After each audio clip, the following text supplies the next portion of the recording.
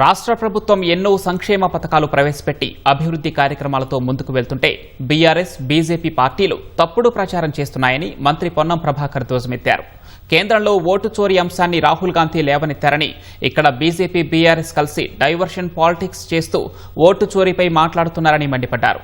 ప్రజాపాలన ప్రభుత్వంలో సంక్షేమం అభివృద్ధికి ప్రజలు పట్టం కడుతున్నారని, జూబ్లీహిల్స్లో కాంగ్రెస్ పార్టీ గెలుస్తోందని మంత్రి ధీమా వ్యక్తం చేశారు. కొందరు నాయకులు ఆటో ప్రయాణం చేస్తూ రాజకీయ డ్రామాలు చేస్తున్నారని విమర్శించారు. 13 ఏళ్ల తర్వాత ఆటో కార్మికులకు సంబంధించి ఉపాధి కల్పించింది తమ ప్రభుత్వమేనని అన్నారు. మాపై ఆరోపణలు చేసి బురద జల్లే ముందు తమ పార్టీ నుంచి బహిష్కృతమైన నాయకురాలి ప్రశ్నలకు సమాధానమివ్వాలని పొన్నం ఎద్దేవా చేశారు.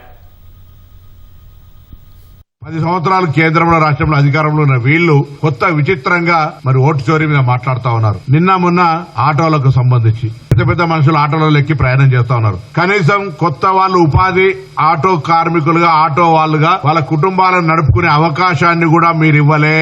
దాదాపు 20,000 ఆటోలకు హైదరాబాద్ లో పర్మిట్లు ఇచ్చినాము మేము. మా ఎలక్షన్ ప్రామిస్ ఉంది, కానీ మీరు చేసిన ఆర్థిక సంక్షోభం, ఆర్థిక విధ్వంసం వల్ల ఆ పథకాన్ని అమలు చేయలేకపోతుండొచ్చు. తప్పకుండా నా తెలంగాణ రాష్ట్ర ఆటో కార్మికులందరికీ విజ్ఞప్తి చేస్తాను, అది తప్పకుండా అమలు చేస్తాం.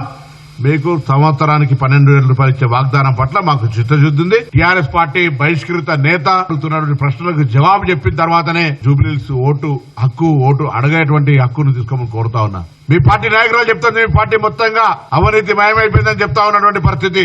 జవాబు చెప్పే ప్రయత్నం చేయండి.